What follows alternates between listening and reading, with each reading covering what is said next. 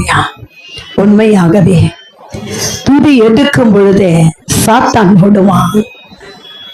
சாத்தான் ஓடிட்டானா அதுக்கு பிறகு என்ன இருக்குது? அப்பா இறங்கி வந்திருக்கார். ஹல்லேலூயா. அவர் இறங்கி வரும்போது அற்புதங்கள் நடக்கும், அதிசயங்கள் நடக்கும். ஒரு மந்திரம் உங்களுக்காக நான் சொல்லி இருக்கிறேன். எனக்கு விரோதமாய் உருவாக்கப்படும் எந்த ஆயுதமும் வாய்க்காதே போகும்.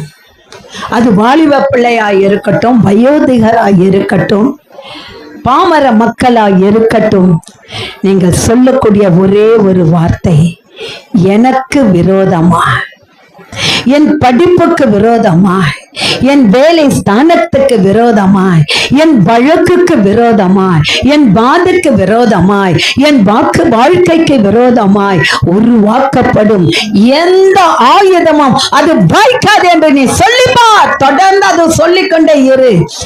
என்ன நடக்குது என்று பார். கர்த்தர் அற்புதத்தை செய்வார். அது வாய்க்காது, அது வாய்க்காது. ஏன் என்று சொன்னால் நீ கர்த்தர் மேலே நம்பிக்கை வைத்துதான் இந்த வார்த்தையை நீ சொல்லுகிறாய். என் தேவன் வாய்க்க விட மாட்டான். அவர் வாய்க்க செய்வதெல்லாம் வேறு. அவர் நிம்மதியை கொடுப்பார், சமாதானத்தை கொடுப்பார், சந்தோஷத்தை கொடுப்பார். இல்லாதவர்களை இருக்கிறவர்களை போல அழைக்கிற தேவன் என் பட்சத்தில் இருக்கிறபடினாலே நீ எனக்கு விரோதமாய் உருவாக்கப்படும் ஆயுதம் வாய்க்காதே போகும். கரங்களை தட்டி தேவனை நாம் மகிமைப்படுத்துவோம். ஹல்லேலூயா. எனக்கு அன்பான தேவ பிள்ளைகளே, என்று எடுத்துக்கொள்ளப்பட்ட வேத வசனம், வீடு கட்டுகிறவன் ஆகாது என்று தள்ளின கல்லே மூளைக்கு தலைக்கல்லாயிற்று. எத்தனை பேர் இதை விசுவாசிக்கிறீங்க? ஹல்லேலூயா. தள்ளி விட்டுருப்பாங்க. வாடா, இத்தனை வயசாயிருச்சு, இனிமே உனக்கு கல்யாணமா, வாழ்க்கையா, குழந்தை, என்னடா நடக்க போது, போடா. ஹல்லேலூயா. படிச்சு முடிச்சு வேலை இல்லாத இருக்கணும். நீ படிச்சு உன் படிப்பத்துக்கு குப்பையில போடு. பார்த்தீங்க, இந்த படிப்பை கொடுத்தது யாரு? யாரு? அவர் கொடுத்தார். அப்ப தகுந்த வேலையை கொடுக்க மாட்டாரா? கொடுப்பார். திருமணத்தை உண்டு பண்ணினது யாரு? கர்த்தர். பொல்லாத காரியங்களை கொண்டு சில பேருக்கு விதைச்சிட்டு போயிடறான். முள்ளு, அது முள்ளா மாறுது. ஆனா கர்த்தர் வீட்டுல கொடுக்க மாட்டாரா? நிச்சயமா வீட்டுல கொடுப்பார். ஆகவேதான் மனுஷனால் தள்ளப்பட்டவர்கள், இது நடக்காது என்று ஒதுக்கி வைக்கிறவர்கள், இது நிறைவேறாது என்று முத்திரை குத்துறவர்கள் மத்தியிலேதான் கர்த்தர் உயர்த்துவார். நீ இன்னைக்கு நினைக்காது, ஐயோ இரவெல்லாம் எனக்கு தூக்கம் இல்லை, என் மனைவி கிட்ட போராட்டம், என் குடும்பத்துல போராட்டம், என் உடன் பிறப்புகளுக்கு மத்தியிலே போராட்டம், தேனீக்களை போல வர்றாங்க. ஹல்லேலூயா. பூக்களில இருந்து அந்த தேனி சேகரிக்கிறது தேனை. யோசித்து பாருங்க. அந்த தேனை எடுக்க வருகிறவனை தேனி வெட்டுடுதா? என்ன பண்ணுது?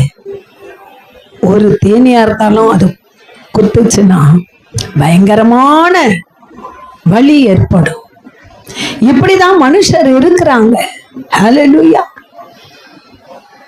யாரோ ஏதோ ஒரு காரியத்துக்கு கர்த்தருடைய சமூகத்தில் கேட்டு அவங்க அந்த ஆசத்தை பெற்றுக்கொள்ளும் போது கூட்டமா வருகிற தேனீக்களை போல வந்து நம்மை வேதனைப்படுத்துகிறார். ஆகையினாலதான் இந்த தாவீதின் சங்கீதத்திலே இப்படியாய் வேதம் சொல்லுகிறது, கர்த்தரை துதியுங்கள், அவர் நல்லவர், அவர் கிருபை என்றும் உள்ளது. அவர் கிருபை உள்ள தேவன். கரங்களை தட்டி தேவனை நாம் மகிமைப்படுத்துவோம். கர்த்தரை துதியுங்கள், அவர் கிருபை என்றும் உள்ளது, அவர் கிருபை என்றும் உள்ளது என்று இஸ்ரவேல் சொல்லுவதாக.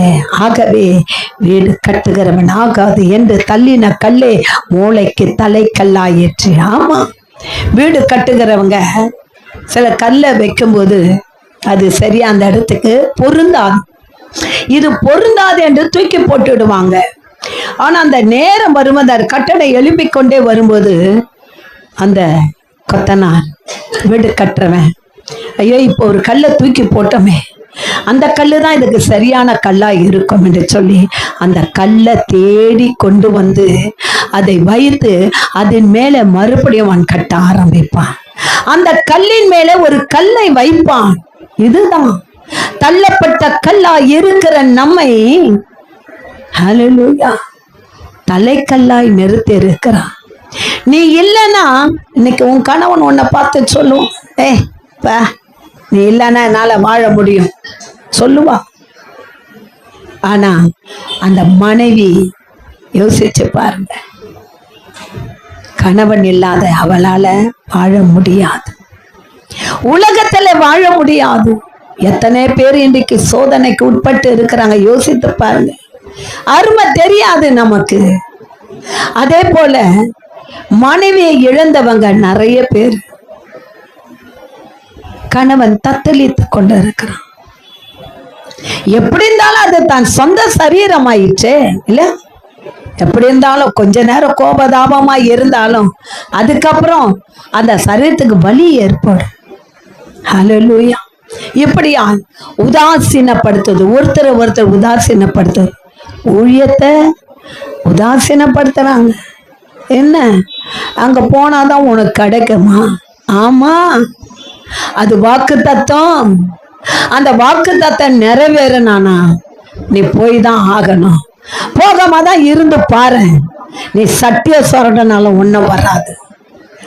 ஒண்ணுமே வராது. ஹல்லேலூயா. அந்த சட்டியிலே போடக்கூடிய பொருள், அந்த சட்டியிலே போடக்கூடிய காரியம் கத்தெடுத்த வருகிறது. அது இவ்விடத்தை தான் உனக்கு வாக்கு பண்ணினது. வாக்கு பண்ணது இங்க எங்க வேணா போலாம், வேண்டான்னு சொல்ல. ஆனா வாக்கு தத்தம் எங்கே உனக்கு கொடுக்கப்பட்டது அங்கே நீ கடைசரை நிலை நின்று பார், உன்னை தலை தூக்க வைக்கிறாரா இல்லையா என்று சொல். நம்ம தான் சோதித்து பார்க்கறதே இல்லையே.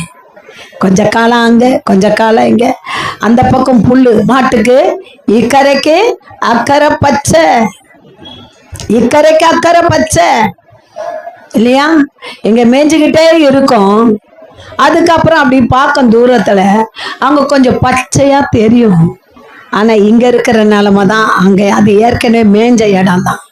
அந்த மேய்ஞ்ச இடத்துல ஒன்னே இல்லாம தான் நீ வந்திருக்கிற. ஆனா இப்ப இருக்கிறத நீ விட்டுட்டு மறுபடியும் காஞ்சி போன புல்லுக்கு நீ தேடி போனீன்னா அங்க காஞ்சி போனதுதான் உனக்கு கிடைக்கும். ஆனா நீ திரும்ப எங்க வருகிறாயோ, நான் சொல்லுகிறது கர்த்தரிடத்துல. எந்த இடத்தை குறித்து நான் மேன்மை பாராட்டவில்லை. எந்த இடத்திலே கர்த்தர் உனக்கு வைத்திருக்கிறாரோ அங்கதான் நீ பெற்றுக்கொள்ளணும். நீ போ வா, உன்னை வேண்டான்னு சொல்ல. உனக்கு கொடுக்கப்பட்ட இடம் எது? ஹல்லேலூயா. உனக்கு ரேஷன் கார்டு கொடுத்துருக்குறாங்க, மண்டலம் கொடுத்துருக்காங்க, எங்க போய் வாங்கினானா எழுதிட்டாங்க, கடை நம்பர் இருக்குது. அதை எடுத்து கொண்டு போய் நீ வாங்கக்கூடிய கடை பக்கத்துல இருந்தாலும் அடுத்த கடையில போய் நீ கேட்டா உனக்கு கிடைக்குமா? அப்போ உலகமே இவ்வளவு கண்ணும் கருத்துமாய் இருக்கிற பொழுது யோசிச்சு பாருங்க. இன்னைக்கு தம்சப் இல்லைன்னா கண்ணை பார்க்கறானா இல்லையா? நம்ப மாட்டேங்கிறான். ஆனா கர்த்தர் உன்னை நம்பி இருக்கிறாரே. நீ என்னை விட்டு விலக மாட்டாய், என்னை விட்டு நீ தூரம் போக மாட்டாய். நான் சோதிக்கும் போதெல்லாம் எனக்கு தலை வணங்கி காத்திருப்பாய். என் மேலே நீ நம்பிக்கை வைத்திருக்க என்பதை குறித்து கர்த்தனுக்கு சோதிப்பதற்கு அதிகாரம் இல்லையா என்ன? கொடுக்கறதுக்கு மட்டும் அவருக்கு அதிகாரம், ஆனா சோதிக்கிறதுக்கு அவருக்கு அதிகாரம் இல்லை. தப்பு செஞ்சா தண்டிக்கிறதுக்கு அவர் அதிகாரம் இல்லை. யோசித்து பாருங்கள். இன்னைக்கு பெற்றோடைய கரத்திலே வளருகிற பிள்ளைகளை போலதான் பிள்ளைகள் தவறு செய்தால் பெற்றோர் கண்டித்து என்ன பண்றாங்க, வழி நடத்துறாங்க. அப்ப அவர் கண்டிக்கலன்னா உன் நிலைமை என்ன? சீர்கெட்டு போய் விடுவாய். அந்த கண்டிப்பு தான் இங்க இருக்குது. அதை நான் கையாண்டு கொண்டுதான் இருக்கிறேன். எனக்கு திரளான கூட்டம் வரணும்னு அவசியம் கிடையாது. என் கண்டித்தலுக்கு என்னுடைய கண்டுத்தன என்னுடைய கண்டுதான் ஆவியானவர் எனக்கு என்ன சொல்றதான் நான் சொல்றேன். ஆனா நீங்க என்ன நினைக்கிறீங்க? அவங்க சொல்லிட்டாங்க, நான் கண்டிக்கலனா நீ சீர்கெட்டு போயிடுவ. நான் கண்டிக்கலனா இந்த இடத்தை குறிச்சு கேவலமா பேசுவாங்க. அந்த அம்மா தானே நடத்தினாங்க இவங்களை, இவ்வளவு கேவலமா இருக்கிறாங்களே, அவங்க கேட்க மாட்டாங்களா? யோசித்து பாருங்கள். நீ தப்பு செஞ்சனா நான் எப்படி உனக்கா ஜெபிக்க உரிமை எடுத்துக் கொள்ளுகிறேனோ, தண்டிப்பதற்கு நான் ஆள் இல்ல, தட்டி கேட்கதான் ஆள். தண்டனையும் தண்டிக்க கூடாமல் இருப்பதும் அது கர்த்தருடையது. ஆகவே நீ தள்ளப்பட்டு விட்டாய், உன்னை நான் அப்படியே விட்டு விட மாட்டேன். ஒரு நாள் மனம் திரும்ப நாள் வரும். ஆகையினால உனக்காக நான் என்ன பண்ணுவேன்? போராடுவேன், ஜெபிப்பேன். அந்த தள்ளப்பட்ட கல் ஒரு நாள் வந்து என்ன பண்ணுமா? அந்த இடத்துல உட்காரும். அந்த கல்லே வந்து சாட்சி கொடுக்கும். கரங்களை தட்டுங்க. இந்த கல்லுக்கு வாய் இருந்தா அது சாட்சி கொடுக்கும். ஆகவே எனக்கு அருமையான தேவ பிள்ளையை வேதம் சொல்லுகிறது, அந்த அது கர்த்தரால ஆயிற்று, அது கண்களுக்கு ஆச்சரியமாயிருக்கு. அந்த தள்ளப்பட்ட கல் அது கர்த்தராலே தான் வந்தது. அது நம்முடைய கண்களுக்கு ஆச்சரியமாய் இருக்கிறது. இது கர்த்தர் உண்டு பண்ணினால் இதிலே நாம் என்ன பண்ணுவோம்? மகிழ்ந்து மகிழ்ந்து களி கூறுவோம். எப்பொழுதெல்லாம் நம்ம களி கூறுறோம்? எப்பொழுதெல்லாம் நம்ம களி கூறுறோம் சொல்லுங்க? பயங்கரமான கஷ்டங்கள் இல்ல துன்பங்கள் வரும்பொழுது இது நடக்கவே நடக்காது சொல்றாங்கல்ல, குழந்தையே பிறக்காது, திருமணமே ஆகாது, உன் பிசினஸ் மேல வராது சொல்றாங்கல்ல, அப்படிப்பட்ட காரியங்கள் உனக்கு நிறைவேறும் பொழுது உன்னை மறந்து நீ கர்த்தருக்கு நன்றிய மட்டும் இல்ல, உன்னை மறந்து கர்த்தர் உன்னை என்ன செய்ய சொல்றாரு அப்படியே நீ கொண்டு வந்து கொட்டுவ. இதுதான் கர்த்தருடைய கிருபை. நீ நினைச்சு பார்த்து செய்ய மாட்ட, நினைக்காததையும் நீ செய்வாய். ஹல்லேலூயா. எனக்கு அருமையான தேவ பிள்ளைகளே, இது எப்ப நடக்கும் தெரியுமா? அவரை விசுவாசிக்கும் பொழுதுதான், அவரை விசுவாசிக்கும் பொழுதுதான். அந்த வேதத்திலிருந்து ஒரு பகுதி, லூக்கா 7ஆம் அதிகாரம் 2வது வசனம். 100க்கு அதிபதியான ஒருவனுக்கு பிரியமாயிருந்த வேலைக்காரன் மரண அவஸ்தையாயிருந்தான். ஹல்லேலூயா.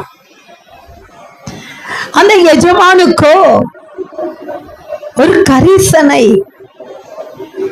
ஐயோ என் வேலைக்காரன் எனக்கு உண்மையாய் இருந்தானே, அவனை என்னால விட்டு விட முடியாது.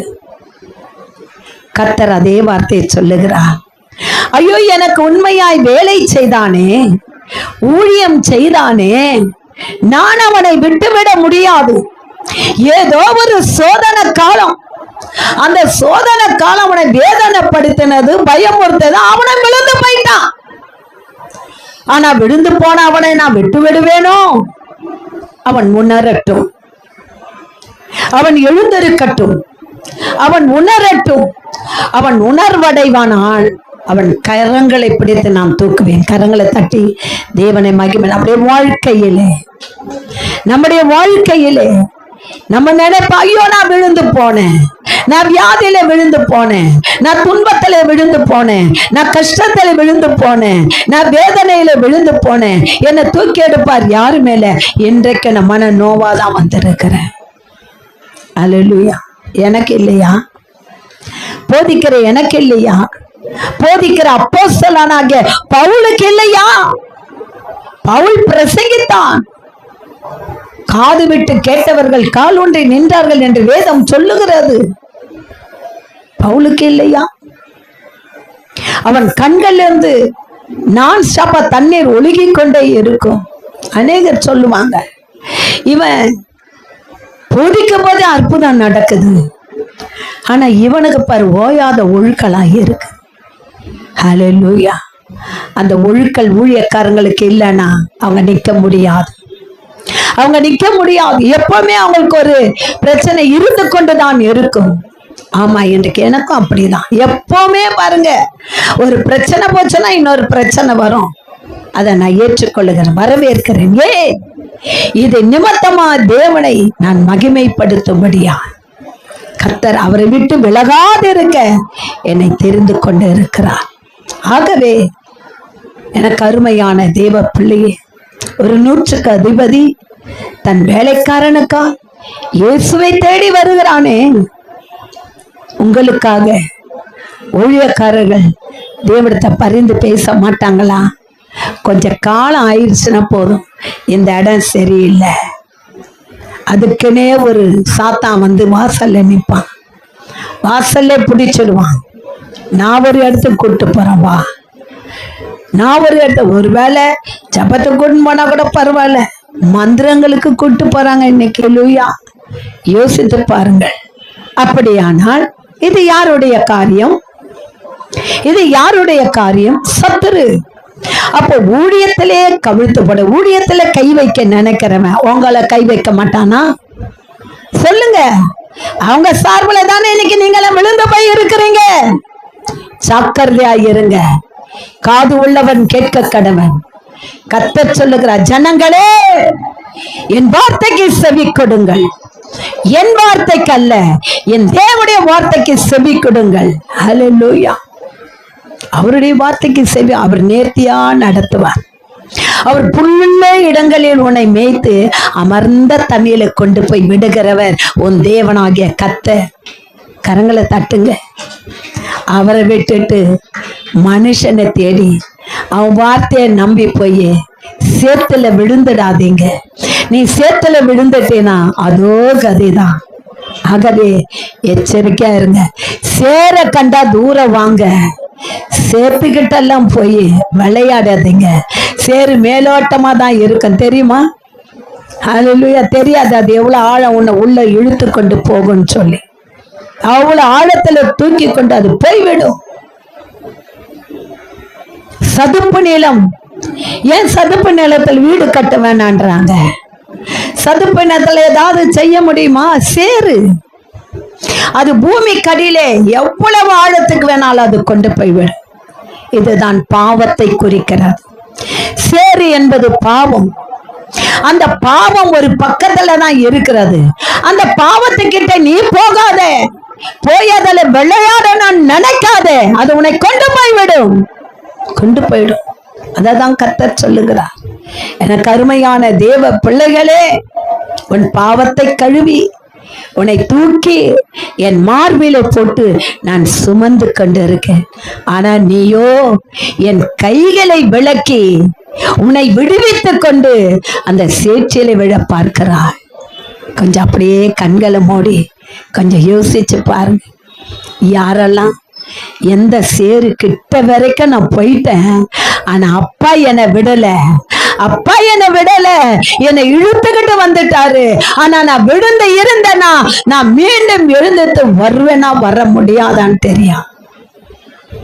ஆகவேதான் வேதம் சொல்லுகிறது, உனக்காக இரவும் பகலும் நான் தூங்குவதே இல்லை, நான் தூங்குறதே இல்லை, உறங்குறதே இல்லை, உன்னை கண்காணித்துக் கொண்டே இருக்கிறேன். நீ தவறு செய்ய மனதிலே நினைக்கும் போத ஒரு அடி உன் மேல போடுறேன் நான். ஆனா நீ என்ன பண்ற? என்ன கோபித்துக் கொள்ளுகிறாய், என்னை கோபித்துக் கொள்ளுகிறாய். அந்த அடி மட்டும் நான் உன் மேல போடலனா நீ போய் விழுந்துட்டு இருப்ப. ஆகவே எனக்கு அருமையான தேவ பிள்ளைகளே, பிரச்சனைகள் வரும்போதும் போராட்டங்கள் வரும்போதும் சோர்ந்து போகாதீங்க. பிசாசானவனுக்கு எதிர்த்து நில்லுங்க. கர்த்தருக்கு பிரியமா நடந்துக்காங்க. இத சொல்லதான் இந்த ஊழியம். நீங்க யார வேணா போய் கேட்டு பாருங்க, என்னை யார நல்லவன்னு சொல்லவே மாட்டாங்க. ஆமா, ஐயோ அந்த அம்மாவா திட்டினே இருப்பாங்க, சொல்லிட்டு என்னது, ஆனா அன்புள்ளவாங்க, ஆனா மனசை நினைச்சிட்டாங்கன்னா அதை செஞ்சு காட்டிடுவாங்க. இப்படிதான் என்னுடைய பேச்சு. கர்த்தர் இரக்கமுள்ளவர், கிருபை உள்ளவர், வாக்கு மாறாதவர், தவறு செஞ்ச பின்னி எடுப்பார். அவர்தான். கோபம் இருக்கிற இடத்துலதான் அன்பு இருக்கும். நீ கெட்டு போன நினைச்சுனா உன்னை விட்டுட்டு நானும் உன் கூடவே களி கூற வந்துருவேன். அப்புறம் என்ன ஊழியம்? என்ன ஊழியம்? முகதாட்சியத்துக்காகவா? சொல்லுங்க பார்க்கலாம். ஒரு பிள்ளை சீர்கெட்டு போகுது, அதை கண்டிச்சு வழி நடத்த தப்பித்துக் கொள்ளும். ஒரு நாளில அது களி கூறும்போது உன்னை நினைக்கும். ஆனா நீ அப்படி இல்லை. என்ன செய்கிறோம் ஃப்ரெண்டுங்க? ஒரு பொண்ணு ஒரு பிள்ளை தப்பு செஞ்சா அதுக்கு ஒத்து ஊதுறது, அதுக்கு துணை போறது, அதுக்கு சப்போர்ட் பண்றது. நீ சப்போர்ட் பண்ண பண்ண பண்ண அந்த பிள்ளை சீர்கெட்டு போய்விடும். தட்டி கேளு, உன்னை வெறுத்தாலும் பரவாயில்லை. ஐயோ அந்த பிள்ளை சீர்கெட்டு போய், ஏன்னா அந்த இடம் எப்படிப்பட்ட இடம்னு எனக்கு தெரியும். அந்த சேர் எப்படிப்பட்ட சேர்? மீளக்கூடிய சேரா, மீளக்கூடாத ஒரு சேரா, ஆழத்துக்கு கொண்டு போகிற சேரா? உனக்கு தெரியும். மீட்டுக்கொள், மீட்டுக்கொள். கர்த்தர் உன்னை ஆஸ்வதிப்பார், உன் வாழ்க்கை ஆஸ்வாதமா இருக்கும். ஆகவே ஐயோ நம்மள என்ன சொல்லுவாங்க, இவங்களுக்கே இந்த பாடு, இந்த 36 வருஷம் ஊழியம் செஞ்சு இவ்வளோ நாள் நடத்தின இவங்களுக்கே இந்த பாடு, நமக்கு என்ன, நமக்கு ஏன் வீண் வம்பு? நாங்க அவங்க சார்பிலே போலானா? ஹல்லேலூயா. உன்னையும் கட்டி இழுத்து தானும் சேத்துல விழுந்து உன்னையும் அதை கொண்டு போயிட ஜாக்கிரதையாயிரு. இப்படிப்பட்ட வார்த்தைகளை சொல்லி உங்க கண்ணை திறக்கிறதுக்கு தான் இந்த இடமே ஒழிய வேற ஒன்று கையில இல்லை. உங்களை சீர்திருத்தும் போது நீங்க தானே எனக்கு செய்றீங்களா? செய்றீங்களா? எனக்கு அதான் இது வரைக்கும் செஞ்சு இருக்கிறீங்களா? எனக்கு கத்தருக்கு இல்லை, எனக்கு. ஐயா அம்மா நீங்க ஜெபம் பண்ணீங்களே, இந்தாங்கம்மா உங்களுக்கு செப்பரேட்டா, இந்தாங்கம்மா நீங்க மருந்து வாங்கிக்கங்க, மாசம் இத்தனை 1000 கொடுத்து மெடிசன் வாங்குறீங்களே, இதை வாங்கிக்கங்கம்மா, யாராவது சொல்றீங்க? இல்ல. ஆனாலும் எனக்கு ஏன் இந்த வேதனை? எனக்கு ஏன் இந்த பழி பாவம்? கண்டு காணாத விட்டுட்டேன்னா எனக்கு பிரச்சனை இல்லையே. அவர் எனக்கு கொடுத்த பாரம் என் தோலை உரிச்சிடுவார், என் தோலை அவர் உரிக்க கூடாது. ஆகவே நான் சொல்லிடுறேன், அவ்வளவுதான். நீ கேட்டு சீர்பொருந்தும்படியா நீ நடந்துக்கிட்டீன்னா அது உனக்கு நல்லது.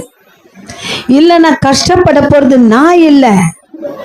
ஒரு நாள் சிக்கொண்டு நீ தவிக்கும் பொழுது இங்கதான் நீ வரணும். அப்பதான் நான் கேள்வி கேட்பேன். அன்னைக்கு இது வருவதற்கு முன்பாக நான் உனக்கு சொன்னேனம்மா, கேட்டியா? வாய அடக்கமா வச்சுக்க, புருஷன் கூட சண்டை போடாத, இல்லையா? என்ன காரியத்தை கேட்காத. நீ வாழ வந்த இடம், நீ எப்படி இருக்கணும்? அடக்கமா இருக்கணும். உன் புருஷனுக்கு உண்மையும் உத்தமமா இருக்க கேட்டேன், கேட்கல. ஏன் மனம் போன போக்கு, நான் அப்படிதான் நடப்பேன், நீ எனக்கு கீழ்பட்டு தான் இருக்கணும்னா வேதம் அப்படி சொல்லவில்லை. அவனிலே எடுக்கப்பட்ட விலா எலும்பு தான் நீ, அடங்கிதான் நீ போகணும். எத்தனை பேர் கேட்கிறாங்க? புருஷனை தொடச்சு அப்படி தூரத்துக்கு போட்டுறாங்க. ஆனா சில புருஷன்மார்கள்லாம் கர்வம் பிடிச்சவங்க, நான் தான் அப்படி சொல்றவங்களே இருக்கிறாங்க. அவங்களையும் விட்டுறக்கூடாது, சரியா? ஆகவே கர்த்தர் சொல்லுகிறார், இந்த நாளிலே இந்த 100க்கு அதிபதியே இவ்வளவு கரிசனை உள்ளவனாய் இருக்கும் பொழுது யோசித்து பாருங்க. அப்போ உன்னை உண்டாக்கின கர்த்தர் உன் மேல எவ்வளவு கரிசனை உள்ளவராய் இருப்பா? அவர் உன்னை கண்டு கொள்ளவில்லையா? உன்னை கேட்கலையா? உன் கண்ணீர் அவர் துடைக்கலையா? நீ அன்றாட அழுவது உன் பக்கத்துல இருந்து தானே கண்ணை தொடச்சுக்கிட்டு இருக்கார். மகளே அழுவாத, மகனே அழாத, மகளே கண்ணீர் விடாத. ஐயோ என் பிள்ளை செய்யற காரியத்தெல்லாம் பார்த்து என்னால வாழவே முடியல, செத்து போலாமான்னு இருக்கிறது. ஹல்லேலூயா. எனக்கு அருமையான தேவ பிள்ளைகளே, இந்த இடத்துல சொல்லப்பட்டிருக்கிறது 100க்கு அதிபதியான ஒருவனுக்கு பிரியமாய் இருந்த வேலை, பிரியமாய் இருந்த வேலைக்காரர். அண்டர்லைன் பண்ணுங்க, பிரியமாய் இருந்த வேலைக்காரர், பிரியமாய் இருந்த ஊழியக்காரன், கர்த்தருக்கு பிரியமாய் இருந்த ஊழியக்காரன். அவனுக்கு ஒரு சோதனை வருகிறது. அந்த சோதனை வரும் பொழுது அவன் தப்பித்துக் கொள்ளும்படியா தேவனாகிய கர்த்தர் அவனுக்கு பரிந்துரைக்கிறார். தன் பிதாவாகிய தேவனிடத்தில் அவர் பரிந்து பேசுகிற தேவனாய் இருக்கிறார். ஆகவே இன்றைக்கு நாம் பார்க்கிற அந்த வேதத்தை ஒரு பகுதி, அவன் இயேசுவை குறித்து கேள்விப்பட்டு வந்து தன் வேலைக்காரனை சுகமாக்க வேண்டும் என்று யூதருடைய மூப்பரை அவிடத்தில் அனுப்பினான். ஹல்லேலூயா. எனக்கு அருமையான தேவ பிள்ளைகள், அவன் விசுவாசத்தோட வரான். அவன் கேள்விப்பட்டு வருகிறான், விசுவாசத்தோட. லூக்கா 7 வசனம் தெரியணுமா? லூக்கா 7:2. ஹல்லேலூயா. இங்கே சொல்லப்பட்டு இருக்கிறது, உங்களுடைய விசுவாசம் உங்களை விடுதலையாக்கும். விசுவாசம் விடுதலையாக்கும். லூக்கா 7:6 இயேசு அவர்களுடனே கூட போனார். வீட்டுக்கு சமீபமான பொழுது போயிட்டாரு. அப்ப கேள்விப்பட்டாரு, போறார். எங்க போனாரு? வீட்டுக்கு பக்கத்துல போயிட்டாரு. அப்பொழுது பாருங்க அவனுடைய விசுவாசம். வாசிங்க அந்த வார்த்தைய. அப்பொழுது இயேசு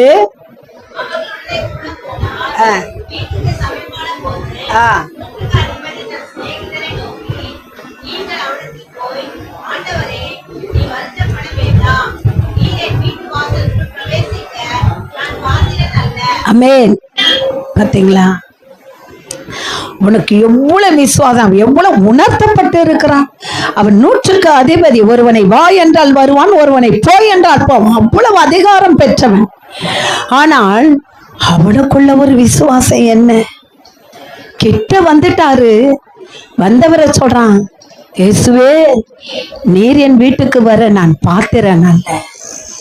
ஒரு வார்த்தை மட்டும் நீ சொல்லிடலாம், என் வேலைக்காரன் சுகமாயிடுவான். அவனுக்கு ஒரு நம்பிக்கை, அவனுக்கு ஒரு நம்பிக்கை இருந்தது. அந்த நம்பிக்கை வைத்துதான் அவன் அப்படியாய் சொல்லுகிறான். ஆகவே எனக்கு அருமையான தேவ பிள்ளைகளே, அவனுடைய விசுவாசம் இயேசு வீட்டுக்கு போகல. என்ன போச்சு சொல்லுங்க? வார்த்தை போயிடுச்சு. என்ன போச்சு? வார்த்தை போயிடுச்சு. அது மாதிரிதான் இங்க நீங்க வரீங்க, கர்த்தருடைய வார்த்தை உங்களை விடுவிக்கும், விடுதலை ஆக்கும். குழப்பத்தான் இருக்கும். இங்கதான் இருக்கிறீங்க, அநேக எண்ணங்க அப்படியே பறந்துகிட்டு இருக்குது. வீட்டில் என்ன நடக்குதோ, என்ன போர் நடக்குதோ, இந்த பிரச்சனையை தூண்டி விட்டு வந்துட்டேன் நான். இங்க வந்து உட்காந்துட்டு இருக்கிறேன், அங்க என்ன நடக்குதோ, என்ன வெட்டி மாடுறாங்களோ, என்ன பிடிச்சி கொடைஞ்சுனுக்குறாங்க. நான் கொஞ்சம் வாய் அடக்கமா வச்சிருந்தேன்னா எனக்கு இந்த பிரச்சனை வந்து இருக்காது. ஹல்லேலூயா. நாவு சுடும் நெருப்பு. அது நெருப்பு. நெருப்பு கூட அவ்வளவு சீக்கிரம் பத்திக்காது. இந்த நாவுல சொல்ற வார்த்தை தெரியுமா, உடனே பிடிச்சிடும். ஜாக்கிரதையா இருக்கணும். எனக்கு அருமையான தேவ பிள்ளைகளே, அவர் வீட்டுக்கு போகவில்லை, வீட்டுக்குள்ள போகல, அதே இடத்துல நின்று ஜெபிக்கிறாரு. அவருடைய வல்லமை புறப்பட்டு போனது. அவர் வல்லமை புறப்பட்டு போனது. அவருடைய வார்த்தை புறப்பட்டு போனது. ஹல்லேலூயா. உங்களுடைய வாழ்க்கையில இன்றைக்கு கண்ணீரோட வாழ்ந்து கொண்டிருக்கிற என் அன்பு பிள்ளைகளே, கர்த்தராகிய தேவன் உங்களை பார்த்து சொல்லுகிறார், உங்கள் கண்ணீரை கண்டே உங்கள் சிறையிருப்பை மாற்றுகிறேன். ஹல்லேலூயா. கண்ணீர் விடாத ஒருவரும் கிடையாது. யாரை கேளுங்க, என் பிள்ளை அப்படி, என் குடும்பம் இப்படி, நான் வேதனைப்படுறேன், என் பிள்ளைக்கு விரோதமாய் எழும்பிட்டாங்க, என் புருஷனுக்கு விரோதமாய் எழும்பிட்டாங்க. இதுதான் எங்க பார்த்தாலும் பிரச்சனை பிரச்சனை பிரச்சனை. ஆனா கர்த்தருடைய கரம் உங்களோடு கூட இருக்கும்போது அவர் அற்புதங்களை செய்ய வல்லமை உள்ள தேவனாய் இருக்கிறார். ஹல்லேலூயா. பயப்படாத. வியாதியாய் இருந்தாலும், விக்கனமாய் இருந்தாலும், போராட்டமாய் இருந்தாலும் பயப்படாத. யாரும் போய் சொல்ல வேணாம். அவர் காண்கின்ற தேவன், அவர் பார்க்கிறவர். அவருக்கு 2 கண்ணு இல்ல, ஆயிரம் ஆயிரம் கண்கள். இரவெல்லாம் அவர் தூங்குறது இல்ல. ஒவ்வொரு வீட்டுக்குள்ள நடக்கிறது என்ன, ஒவ்வொரு மனதுக்குள்ள இருக்கிற போராட்டங்கள் என்ன, ஒவ்வொரு நேரமும் இரவு நேரங்களை தூங்காம என்னை நோக்கி கூப்பிடுகிற ஜனங்களை அவர் கண்காணித்து கொண்டு இருக்கிறாரே. எனக்கு அருமையான தேவ பிள்ளைகளே, நாயனோர் விதவை லூக்கா 7:11-12 எடுத்து வாசிச்சு பாருங்க. நாயனோர் விதவை கணவனை இழந்தவள், இப்போது தன் ஒரே மகனையும் அவள் இழந்து போனாள். ஏற்கனவே பிரச்சனை. இன்னைக்கு பிள்ளைங்க உயிரோட தான் இருக்கிறாங்க. ஆனா அவர்களை குறித்து எத்தனை கண்ணீர், பிள்ளைகளை குறித்து எத்தனை வேதனை. இன்னைக்கு பிறந்திருக்கிற பிள்ளை குறித்து நாளைக்கு இந்த பிள்ளை வளர்ச்சி எப்படி, இதோடைய ஆக்டிவிட்டி எப்படி, இது எப்படி வளரும், இது எப்படி இருக்கும். பிள்ளைகள் பெற்றோர் போராடி ஜெபிக்கிறாங்க. அந்த பிள்ளைகள் நேர்த்தியாதான் வரும், நல்லா வரும். ஏன்னா அது கருவில் இருக்கும் பொழுதே அது ஆசீர்வதிக்கப்பட்டு விட்டது. கருவில இருக்கும் போது அதை கர்த்தர் ஆசீர்வதிச்சிட்டார். கவலைப்பட வேண்டாம். ஆனா இங்கே செத்து போன ஒரு குமாரனை குறித்து அந்த விதவை தாய் ஏற்கனவே இழந்து போன கணவனை குறித்து அவள் சொல்லுவாளா? இப்போது இழந்து போன மகனை குறித்து அவள் பேசுவாளா? யோசித்து பாருங்க. அந்த மரண ஊர்வலம் நடந்து கொண்டு இருக்கிறது. அநேகர் புறப்பட்டு போய்கொண்டு இருக்கிறார்கள். ஒருவரும் இயேசு கிட்ட போய் அவங்க சொல்லல, இயேசுவே கொஞ்சம் வாங்க. அந்த தாய், விதவை தாய், அவ புருஷன் இறந்து போயிட்டாரு, இப்ப மகனும் இறந்து போயிட்டார், ஏதாவது உங்களால செய்யக்கூடுமானால் நீங்க செய்யுங்க ஆண்டவர். கூப்பிடவே இல்லை. இவளும் போகல. யோசித்து பாருங்க, அவர் எவ்வளவு கரிசனை உள்ள தேவன் என்று சொல். எனக்கு அருமையான தேவ பிள்ளைகளே, அவள் மகனையும் இழந்து விட்டாள். ஆறுதல் சொல்வதற்கு கூடவே அழுது புலம்புகிறவர்கள் கொஞ்ச நேரம் தான் கூட இருப்பாங்க. எவ்வளவு நேரம் இருப்பாங்க? இரவெல்லாம் அழுது இருப்பாங்க, கூட இரவெல்லாம் ஆறுதல் சொல்லி-இருப்பா. இப்ப காலையில அந்த சவத்தை அடக்கம் பண்ண போகணும். இப்ப அடக்கம் பண்ண போகும் பொழுது என்ன ஆகும்னா, இன்னும் அதிகமாகும் அந்த வேதனை, அந்த துக்கம் இன்னும் அதிகமாகும். சரி, கூட இருக்கிறவர்கள், நண்பர்கள், உற்றார், உறவினர் எவ்வளவு நேரம் இருப்பாங்க நீங்க நினைக்கிறீங்க? அந்த கல்லறை வரைக்கும். சில பேர் பாதியிலே திரும்புகிறவங்களும் இருக்காங்க. அப்ப அவளுக்கு ஆறுதல் சொல்ல யாரு? ஒருவரும் இல்லை.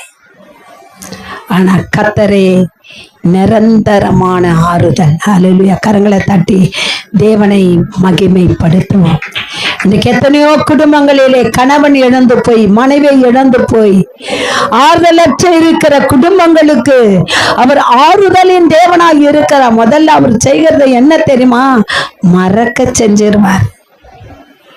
அந்த வேதனைய மறக்க அவர் கிருபை தருவார். மறக்கலன்னா என்ன ஆகும்? நினைச்சு நினைச்சு நினைச்சு வேதனைப்பட்டு உருகி நாளொரு மேனி பொழுதொரு வண்ணமாய் இழைப்படைந்து எல்லாவற்றும் இழந்து போய் என்ன பண்ணான? இவங்களும் விழுந்து போ. ஆனா கர்த்தர் அப்படி விடுகிற தேவன் அல்ல. அப்படி விடுகிற தேவன் அல்ல. இங்கே பார்க்கும் பொழுது எனக்கு அருமையான தேவ பிள்ளைகள், அவளுடைய சிந்தனை எப்படி இருக்கும்? அவள் என்னென்னலாம் யோசித்து இருப்பா? இந்த ஊழியத்துல கூட கர்த்தர் அற்புதங்களை செய்திருக்கிறார். மரித்தவர்களை உயிரோட எழுப்பி இருக்கிறார். ஆனா என்றைக்கு அது நடக்கும்னா அப்பாவை கூப்பிட மாட்டாங்க, என்னதான் கூப்பிடுவாங்க. யோசித்துப்பார். பிறந்தா ஒரு நாள் என்ன பண்ணணும்? மறிக்கணும். மறிக்கணும். எப்படியா யாரும் சாகக்கூடாதுன்னு நினைச்சா எப்படி? அது கர்த்தருடைய கிருபை. மரணம் என்பது தேவனுடைய ராஜ்யத்துல பிரவேசிக்க உன்னை ஆயத்தப்படுத்தி விட்டார். அதுதான் நீ என்னோட கூட வந்து பரலோக ராஜ்யத்துல களி கூறு. அதுதான் அதுக்கு அர்த்தம். ஆகவே எனக்கு அருமையான தேவ பிள்ளைகளே, இயேசு அவளை நோக்கி போகிறார்.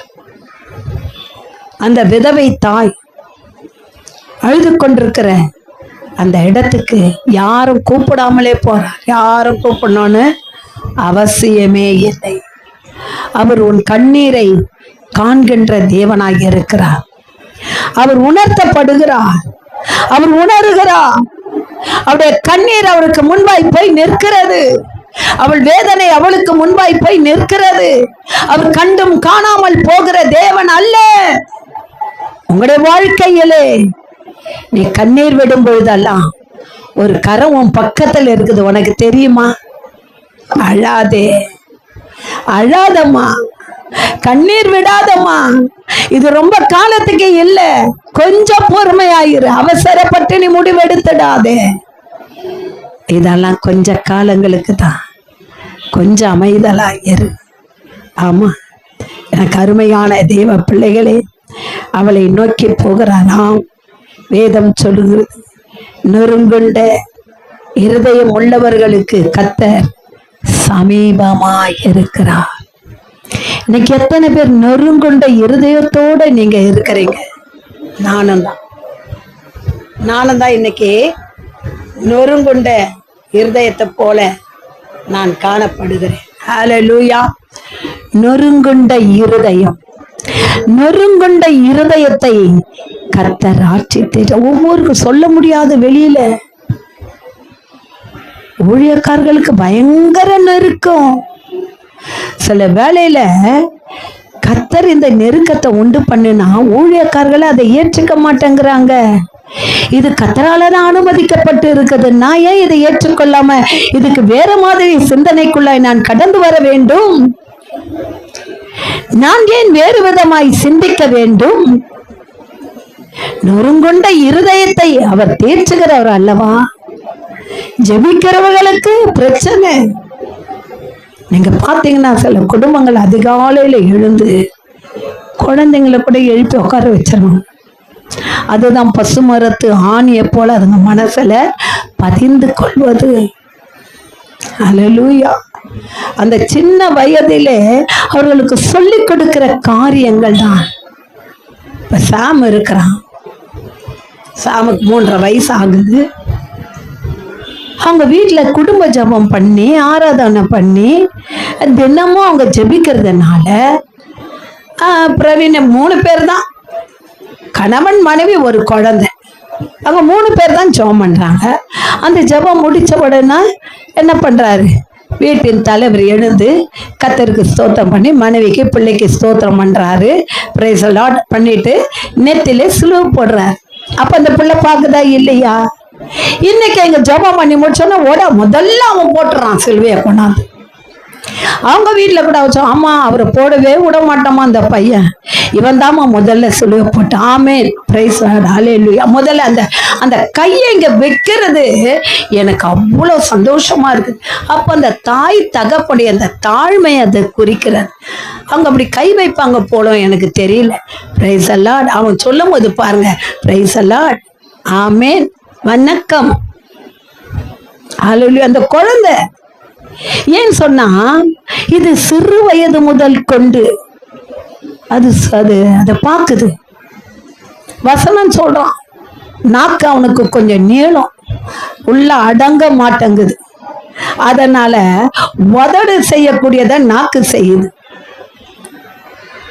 கர்த்தரின் மேய்ப்பராய் இருக்கிறார், நான் தாழ்ச்சி. அவன் சொல்றான் பாருங்க, இன்னைக்கு அவனால குடும்பத்துல எவ்வளவு தாழ்ச்சி இல்லையா? ஐயோ குழந்தை நல்லா பேசணுமே, சரளமா பேசணுமே. ஆனா அந்த பிள்ளை கர்த்தரின் மேய்ப்பராய் இருக்கிறார், நான் தாழ்ச்சி அடையேன்னு சொல்றான். அப்ப கர்த்தர் அந்த பிள்ளை ஜபத்தை கேட்பாரா கேட்க மாட்டாரா? போன வருஷம் கேட்டேன் கொஞ்சம், ஆனா இந்த முறை வரும்போது சொன்னேன் அவன் வசனம் சொல்லணும் ஆண்டவரே, நான் வசனம் சொல்றான். ஹல்லேலூயா. அப்ப கர்த்தர் ஜெபத்தை கேட்கிறாரா இல்லையா? யோசித்து பாருங்க. எனக்கு அருமையான தேவ பிள்ளைகளே, தேவனாகிய கர்த்தர் அவர் அவளை நோக்கி போகிறார். வேதம் சொல்லுகிறது, நொறுங்குண்ட இருதயம். நொறுங்குண்ட இருதயம் எப்படி இருக்கும்னு கேக்குறீங்களா? உங்க மனசுல நீங்க கைய வச்சு பாருங்க. அந்த இருதயம் ஒருத்தர் பேசும் பொழுதும், ஒரு காரியம் நடக்காத பொழுதும், ஒரு பிரச்சனை எழும்பும் போதும் அது எவ்வளவு நொறுங்கி போகிறது என்று ஒண்ணுமே வேணாம். வீட்டுல இருக்கிறவங்க வந்து இல்லையா, உடல் நல்ல சரியில்லை, யாராவது வந்து விசாரிக்கலன்னா அந்த மனம் எப்படி இருக்கும்? இன்னைக்கு அவர் சொல்வார், மா யாராவது வந்து என்ன விசாரிச்சாங்களா பத்தியா? அந்த இருதயம் நொறுங்கொண்டு இருக்குது. அவங்களுடைய பாசம் தெரியுது. இதுதான் ஜனங்களா? உங்களுக்காக எவ்வளவு நான் செபித்து இருப்பேன். நானும் தான் நினைச்சேன், எவ்வளவு போராடி இருப்பேன். உங்களுக்கு ஒரு பிரச்சனை, நான் எப்படி ஓடி போய் நான் நின்றிருப்பேன். யோசித்து பாருங்கள். ஆனால் எங்களை விசாரிக்க ஒருவர் உண்டா? இல்லை, ஒருவரும் இல்லை. ஏதோ கர்த்தரால் ஏவப்பட்டவர்கள் மட்டும். ஹல்லேலூயா. அவளுக்கு கொஞ்சம் கரிசனை இருந்தது, அதனால்தான் கர்த்தர் அவங்களோட இருக்கிறார். ஆகவே எனக்கு அந்த உள்ளம் நொறுக்கப்பட்டு இருந்தது. எத்தனை பேருக்கு தெரியும்? நொறுக்கம், நொறுங்கி போய், ஐயோ என் சொந்த ஜனங்க கூட, நான் சொல்றேன் உனக்கு தெரியாதுப்பா, நீ ரொம்ப உயிருக்கு போராடும் பொழுது அங்க ஹாஸ்பிட்டலே நிரம்பி இருந்துச்சுன்னா அப்ப இருந்தது அவர் எங்க பார்த்தார் இல்லையா? நீ சுகமான பிறகு வந்து என்ன பண்ண, விசாரிக்கணும். நீ விசாரிக்கலனாலும் அவர் நல்லா ஆயிட்டார். அவர் கர்த்தர் நொறுங்குண்ட இருதயத்தை அவர் நோக்கி பார்த்தார், விடுதலை கொடுத்தார். ஆனா ஒரு ஏக்கம் இருக்கதான் செய்யுது. ஆகவே வேதம் சொல்லுகிறது, அவர் நொறுங்குண்ட இருதயத்தை என்ன பண்றாரா? நொறுங்குண்ட இருதயம் உள்ளவர்களுக்கு இயேசு எப்படி இருக்கிறாராம்? சாமி பார்த்தீங்களா, பக்கத்துல இருக்கிறார். அப்படியானால் அந்த நொறுங்குண்ட இருதயத்தோட கண்ணீர் விட்டு கதறின அந்த ஏழை விதவை தாயின் அந்த நெருக்கத்தை கர்த்தர் கண்டார். கர்த்தர் கண்டார். ஆகவே எனக்கு அருமையான தேவ பிள்ளைகளே, அவருடைய நம்பிக்கை எல்லாம் அற்று போயிற்று. மரித்தவன் போய்விட்டான், எனக்கு யார் கதி? யாரும் இல்லை. புருஷனும் போயிட்டான், பிள்ளையும் போயிட்டான். நிற்கதியாய் நிற்கிற அவள் புள்ளம்பி அழுது. எனக்கு அருமையான தேவ பிள்ளைகளே, கவலையாய் இருக்கிற அந்த வேலையில தான் தேவனாகிய கர்த்தராகிய இயேசு கிறிஸ்து அவள் எதிரே சென்று, அழாதே, கெட்ட வந்து பாடையை தொட்டார், மரித்தவன் எழுந்திருந்தான். அழாதே, கலங்காதே, அம்மா தூங்காதே, எழுந்திருங்க. உபவாச ஜபத்துக்கு வந்து இருக்குது, தூங்குறதுக்கு இல்ல. தூங்காதீங்க, அது சத்துருவின் போராட்டம். விழிப்பா இருங்க. பத்திய செய்தியை திருடின்னு போயிட்டான். எனக்கு உனக்குள்ள ஒரு நெருங்குண்ட இருதயம் இருந்துச்சு, ஆனா கர்த்தர் அதை வைக்க முடியல. பத்தியா? ஜாக்கிரதையா இருங்க. தூக்கமும் ஒரு போராயுதம். தூக்கத்தை கொடுத்துட்டான்னா இங்க பேசிட்டே இருப்போம், அவன் கணநித்திரை நாவிய கொண்டு வந்துடும். ஜாக்கிரதையா இருங்க. ஹல்லேலூயா. தூக்கத்தை அப்படி தூக்கம் வந்தா போய் முகத்தை கழுவுங்க. முடிச்ச 5 நிமிஷம் தான் இருக்கு. ஆகவே இயேசு அவள் எதிரே சென்று அழாதே என்று சொல்லும்போது அவ பார்க்கிறா, எங்க இருந்து அந்த குரல் வந்தது? யார் அதை சொன்னது? யோசித்து பாருங்கள். அவள் உடனே ஆறுதல், அவள் மனம் ஆறுதல் அடைகிறது. அழாதே என்று சொன்ன குரல் சாதாரணமான குரல் அல்ல, அது ஒரு தெய்வீக குரல், அது உயிர்ப்பிக்கும் குரல், அது ஆறுதல் படுத்தும் குரல், அது ஆட்சி தேற்றும் குரல். உன் வாழ்க்கையிலே நீ சரிந்து விழுந்த பிறகு, உன் குடும்பத்திலே நாச மோசங்கள் வந்த பிறகு, உனக்கு விரோதமாக எழும்பின சத்துருக்களுக்கு மத்தியிலே நீ வேதனைப்பட்ட பொழுது, நீ கதறி அழுத பொழுது, அழாதே அழாதே. அன்றைக்கு ஒரு நாள் யோசுவாக்கு சொல்லுகிறார், யோசுவாக்கு சொல்லப்படுகிறது, யோசுவாக்கு கர்த்தர் சொல்லுகிறார், அந்த ஆயி பட்டணத்தையும் அந்த யுத்த வீரரையும் அந்த ஜனங்களையும் உனக்கு கொடுப்பேன், நீ போ என்று அனுப்புகிறார். ஆனா கூடவே கருக்கும் திருக்குமான இருதயமும் போகிறது. அங்கே கொள்ளையிடப்பட்ட காரியங்களிலே அங்கே பாவம் செய்தபடியினாலே கர்த்தர் என்ன பண்ணுகிறார்? அவங்களை தண்டிக்கிறார். அப்பதான் அவன் சொல்றான், ஐயோ என் கூட இருப்பேன்னாரே, நாங்கே இருந்த நான் நல்லா இருந்திருக்குமே, நான் இந்த ஜனங்களெல்லாம் கொண்டு வந்து இந்த ஆயி பட்டணத்திலே இறக்கி நான் யுத்தத்துக்கு போனேன். ஆனா அவங்க கொஞ்சம் பேரா தான் இருந்தாங்க, நாங்க தான் நிறைய பேரா இருந்தோம். இப்ப எங்களுக்குள்ள ஒரு பெருமை, நம்ம நிறைய பேருக்கு ஜெயிச்சிடுவோம்னு நினைச்சோம். ஆனா அதை விட பாவம் மோசமானதா நீ என்ன செய்ய போறன்றத கர்த்தர் முன்கூட்டி அறிவித்திருந்தாரே. ஆகவே அந்த இடத்துல அவர்கள் எல்லாம் அடிக்கப்பட்டு விட்டார்கள். இப்போது யோசுவா புழுதிய அள்ளி தலைமேலே போட்டுக்கொண்டு அவன் கண்ணீர் விட்டு புலம்புகிறான், ஆ கர்த்தாவே, ஏன் எனக்கு இப்படி நேர்ந்தது? சில பேருக்கு வாக்கு தத்தம் பண்ணுவாரு, செய்ய மாட்டாரு, ஏன்னா அவங்களுக்குள்ள இருக்குது, கர்த்தருக்கு தெரியும். ஆனா இங்க வந்து கேள்வி கேட்பாங்க, போ உன்னை போய் நல்லா புடமிட்டு கொண்டு வந்து என்ன கேள்வி கேளு. ஹல்லேலூயா. என்னெல்லாம் நீ கேள்வி கேட்க முடியாது. கர்த்தர் என்ன சொல்றாரு சொல்லிடுவோம், அவ்வளவுதான். மறுபடியும் நீ வந்து கேள்வி கேட்டா அங்க கேட்டுதான் நான் பதில் சொல்லணும். ஹல்லேலூயா. போ. கர்த்தர் சொல்லுகிறார். எனக்கு அருமையான தேவ பிள்ளையை யோசுவா பார்த்து சொன்னார், அழாதே.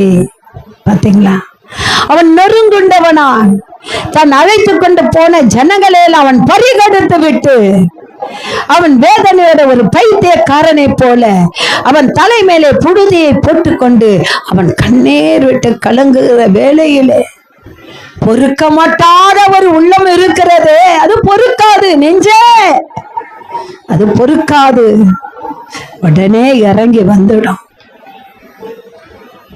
அந்த நெஞ்சம் சொல்லுகிறது, மகனே எழுந்திருப்பா, உன் கண்ணை தொடச்சுக்க அப்படின்னு சொல்லி விட்டுட்டு போயிட்டாரா?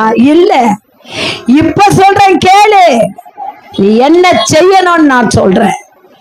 அவர் சொல்றார், மகனே நீ இஸ்ரவேல் ஜனங்களை கொண்டு போனிய, அவங்களெல்லாம் போயிட்டு என்ன பண்ற, ஒவ்வொரு கோத்திரமாக பிரிச்சுக்க, அது ஒரு வம்சத்தை எடுத்துக்க, அந்த வம்சத்தை குடும்பமா பேரு, அந்த குடும்பத்தை ஒரு நபரை நான் உனக்கு காட்டுறேன். காட்டினாரா இல்லையா? ஆகானை கண்டுபிடித்தார். அவன் செய்த பாவம் தான்ப்பா இன்னைக்கு நீ தலைமையில மண்ணள்ளி போட்டு கர்த்தர் கொடுத்த வாக்கு தத்தம் ஒரு நாளும் நிறைவேறாமல் போகாது. கேள்வி கேட்காதீங்க. வாக்கு தத்தம் பண்ணாத உண்மையை நம்பி போங்க, அல்ல சரியா இருங்க, சரியான பாதையை கண்டுபிடிங்க, அந்த பாதையில போங்க, இடரல் அடையாதீங்க. நீ நேர்வழியில போனா அவர் நேர்வழியில உங்களுக்கு வருவார். ஹல்லேலூயா. வாக்கு தத்தத்தை மட்டும் வாங்கிக்கிறது, அதன்படி நடப்பது இல்லை, உண்மையா இருப்பது இல்லை, உத்தமமா இருப்பது இல்லை. பின்ன ஏன் இப்படி கர்த்தர் செய்வார்? உன் பாவமே அங்க விழுந்து போக செய்கிறது. ஹல்லேலூயா. பிறகு சொல்லுகிறான், இப்ப நான் சொல்றேன் கேளு, அதே ஜனங்களையும் அதே யுத்த வீரர்களையும் உன் கையில நான் கொடுக்கிறேன், இப்ப நீ போன்றார். போறான், ஜெயிச்சுட்டு வரான். இதுதான் கர்த்தருடைய வாக்கு தத்தம். ஆகவே எனக்கு அருமையான தேவ பிள்ளைகளே, அவர் சொல்லுகிறார், அவள் எதிரே போய் அழாதே என்று கிட்ட வந்து அந்த பாடையை தொட்டார், மரித்தவன் உயிரோடு எழும்புகிறான். எனக்கு உன் ஆன்மா செத்து போய் கொண்டு இருக்கிறது, ஆத்மா செத்து போய் கொண்டு இருக்குது. அந்த ஆத்மாவிலே பலன் இல்லை. அந்த ஆத்மா பரிதவிக்கிறது. ஐயோ, நான் என்ன செய்வேன், வழியே இல்லையே எனக்கு, எல்லா வாசல்ல அடைக்கப்பட்டு விட்டதே. ஏன்? நானும் கூட சில வேளையில நினைப்பது உண்டு, ஐயோ அடைக்கப்பட்ட வாசலா இருக்கிறதே, நான் என்ன செய்வேன், ஐயோ நான் என்ன பண்ணுவேன். இப்படிப்பட்ட வேளையில தான் அவர் இறங்கி வருகிறார். எனக்குள்ள அந்த பாரம் இருக்குது. ஏன்னா எனக்கு தெரியும் இங்க ஒன்னும் கிடையாது, ஒன்னும் கிடையாது. ஜனங்களுடைய உள்ளத்தையும் சத்துரு என்ன பண்ணா, அடைச்சு வச்சிருக்கிறான், கரங்களை அடைச்சு வச்சிருக்கிறான். யாரும் கொடுக்காதபடி ஆஸ்வாதமா தான் இருக்கிறாங்க, வர்றாங்க, ஆஸ்வாதத்தை பெற்று கொடுறாங்க, வியாதிலிருந்து சுகம் கிடைக்குது இல்லையா, சொத்து கழுவிக்கு எல்லாம் கத்தர் என்ன எல்லாமே நடக்குது.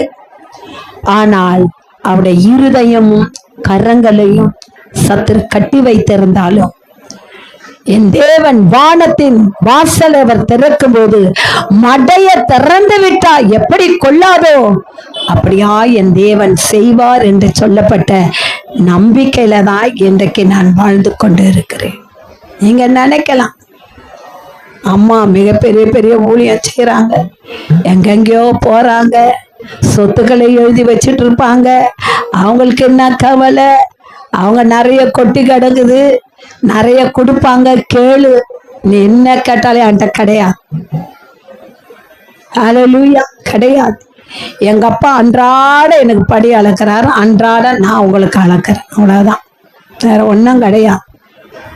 நீங்க நினைக்கிற மாதிரி ஒண்ணுமே கிடையாது. இன்னைக்கும் உங்களை போலதான் நானும் கலங்கி நிக்கிறேன். யாட ஆபரணத்தெல்லாம் பார்த்து மயங்கிடாதீங்க, ஒன்றும் கிடையாது. யாரையும் போய் நான் கேட்கவும் இல்லை. எனக்கு ஒன்னும் எனக்கு ஒரு வாசலை திறப்பான்ற ஒரு நம்பிக்கையில தான் நான் வாழ்ந்து கொண்டு இருக்கிறேன். அதன் காலம் கூட ரொம்ப நேரம் இல்லை, கொஞ்சம் தான் இருக்குது. ஆனாலும் கடைசி 24 மணி நேரத்திலும் என் தேவன் திறப்பார் என்று சொல்லப்பட்ட நம்பிக்கை தான். ஆகவே இன்றைக்கு அழுது புலம்பிக் கொண்டு ஒருவேளை நீங்க வந்திருந்தீங்கன்னா, நொறுங்குண்ட இருதயத்தோடு ஒருவேளை நீங்க வந்திருந்தீங்கன்னா, அந்த நொறுங்குண்ட இதயத்தின் வாசலிலே கர்த்தர் சமீபமாய் வந்து நிற்கிறார்.